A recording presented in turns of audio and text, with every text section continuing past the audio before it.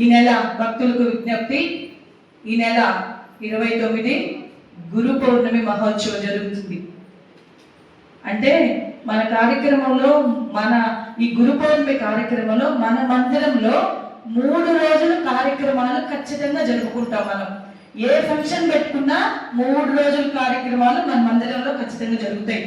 కాబట్టి 29వ తారీఖు బాబావారి సాయి సచ్చరిత్ర పూర్తి గ్రంథం సామూహిక పారాయణం ఉంటుంది మందిరంలో. దాంట్లో ఎవరు పాల్గొనవచ్చు, ఎవరు పాల్గొనకూడదు అని మీకు ఒక ఆలోచన వచ్చుంటే, అది అందరు పాల్గొని చదువొచ్చిన ప్రతి ఒక్కరూ, బాబా అంటే ప్రేమ ఉన్న ప్రతి ఒక్కరూ, బాబా గురించి తెలుసుకోవాలనుకున్న ప్రతి ఒక్కరూ ఈ కార్యక్రమంలో పాల్గొనవచ్చు. ఎందుకంటే నువ్వు నేను స్నేహం చేయాలంటే కూడా మనకు ముఖపరిచయం ఉండాలి. ముఖపరిచయం లేకపోతే ఎవరు స్నేహం చేస్తాం? చేయాలంటే ఇంటి పక్క వాళ్ళు, ఇంటి ఎదురోళ్ళో, లేకపోతే ఎక్కడో తెలిసిన వాళ్ళు ఇట్లాంటి కార్యక్రమాలు ఉంటే చేస్తాం. బాబా గురించి మీకు తెలియాలంటే ఏం చేయాలి?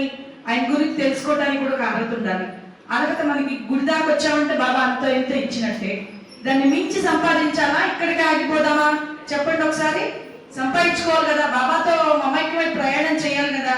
కావాలన్నప్పుడు సాయి సచ్చరిత్ర తప్పకుండా ప్రతి ఇంట్లో ప్రతిరోజు ఒక అధ్యాయం పారాయణం జరగాలి. జరిగితే మీకు బాబా అంటే ఏంటో తెలుస్తుంది. బాబా షిరిడీలో 60 సంవత్సరాలు నడియాడి ఏ భక్తుల కోరికలు ఎలా తీర్చారు అనేది మీకు అర్థమవుతుంది. ఆయన ఎట్లా తీర్చారనేది మీకు అర్థమైనప్పుడు, ఓహో మన గురువు ఇంత గొప్పవాడా, ఆయనతో ప్రయాణం ఇంకా ఇంకా ఇంకా. బాబా ప్రయాణానికి హద్దులు లేవు, నియమనిష్టలు లేవు. బాబా పారాయణానికి నియమనిష్టలు లేవు. బాబా అభిషేకాలు, షోడోపచారాలు ఇవన్నీ నాకు ప్రత్యేకంగా ఇట్లా చేయండి అట్లా ఒక రూల్స్ లేవు బాబా దగ్గర. బాబా ప్రేమ స్వరూపుడు. మనం కోరుకుంటే అన్ని ఇచ్చేస్తాడు. ఆయన దయాసాగరుడు, ప్రేమమూర్తి ఆయన. కాబట్టి కష్టంలో, నిశారాత్రిలో అయినా సరే, ఆడవాళ్ళైనా మగవాళ్ళైనా, మనకి ఏదైనా మన మనసు అలజడిగా అనిపించిందంటే 5 క్లాసెస్ పారాయణం ఏదో ఒక అధ్యాయం చదువుకుంటే, ఆ అధ్యాయంలో మీరు ఏ చదువుతారో దాంట్లో మీ మనసులో దేనికి అలజడవుతున్నారో ఖచ్చితంగా మీకు ఒక సమాధానం అనేది దొరుకుతుంది బాబా దగ్గర. కాబట్టి పారాయణం అతి శక్తివంతమైనది. ఏ ఇంట్లో అయితే నిత్యం పారాయణం జరుగుతుందో ఆ ఇల్లు ఎప్పుడు శుభమంగళంగా, శుభసూచకంగా బాబా ఎప్పుడు ఆ ఇంట్లో కొలువై ఉంటాడు. కానీ అది అందరికీ తెలీదు. గురువారం భక్తులుగానే ఉండిపోతారు. మందిరానికి వచ్చామా, దర్శనం చేసుకున్నామా, తీర్థ ప్రసాదాలు తీసుకున్నామా, వెళ్ళిపోయామా? కాదమ్మా. బాబా భక్తులు ఉంటారా, బాబా బిడ్డలు ఉంటారా? మనం నిర్ణయం తీసుకోవాలి. భక్తులు అందరూ ఉంటారు. బిడ్డలుగా ఉండేదానికి అందరూ సంపాదించుకోవాలి కదా. ఇప్పుడు మన తల్లిదండ్రి ఎవరని మనం ఎంత గొప్పగా చెప్పుకుంటున్నప్పుడు, సాయినాథుడు మన తండ్రి, ఇట్లా చెప్పుకోవడానికి బాబా కూడా వీడు నా బిడ్డ అని చెప్పుకోవడానికి ఆయనకి దగ్గర మనం అలా సంపాదించుకోవాలి కదా. సంపాదించుకోవాలంటే ఆయన చాలా మార్గాలు చెప్తాడు.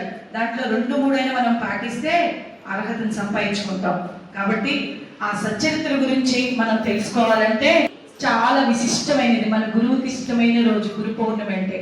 గురు పౌర్ణమి అంటే వేదవ్యాసుడు అప్పట్లో 4 వేదాలు రచించి 4 భాగాలుగా విభజించి గొప్ప జ్ఞానమూర్తి వేదవ్యాసుడు తిది అన్నమాట. కాబట్టి ఆ రోజు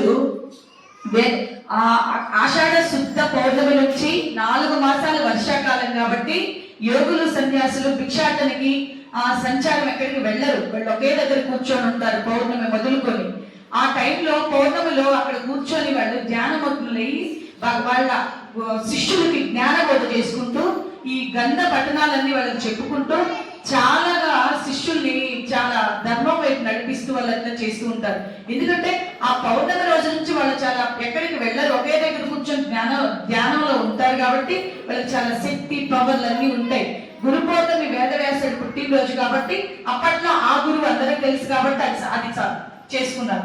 ఇప్పట్లో మనకు తెలిసిన గురువు ఎవరు? మన సాయినాథుడు, సామ్రాట్ సద్గురు సాయినాథుడు. కాబట్టి ఇప్పుడు మన గురువు యోగులకి, సన్యాసులకి మించిన సామ్రాట్ సద్గురు సాయినాథుడు మనకి.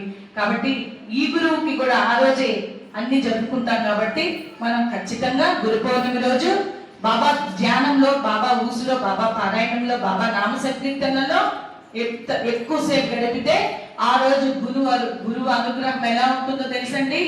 కుంభపోతలాగా వర్షం కురిసినట్టు కురుస్తుందంట మన మీద. ఆయన ఎప్పుడైతే ఆ రోజు అంట పెట్టుకొని చేసుకుంటూ ఉంటామో, ప్రతిదీ ఆ రోజు పారాయణం, సత్సంగం, సచ్చరిత్రలు ఇట్లాంటివి ఏ ఇన్నా బాబా వారి ఖచ్చితంగా నామ సంకీర్తనలు ఇట్లాంటివన్నీ బాబా అనుగ్రహం మన మీద కుండపోతులాగా కురుస్తుంది. బాబా మందిరంలో, బాబా సేవల్లో పాల్గొంటే, బాబా ధ్యానంలో ఉంటే ఆ రోజు. కాబట్టి మన గురు సామాన్యుడు కాదు, మన సాయినాథుడు అందరిని మించిన సామ్రాట్ అయిన. కాబట్టి మన గురువును కొలుసుకుంటే ఇంకా మన జీవితాలు ఎలా ఉంటాయి ఒకసారి గమనించుకోండి. కాబట్టి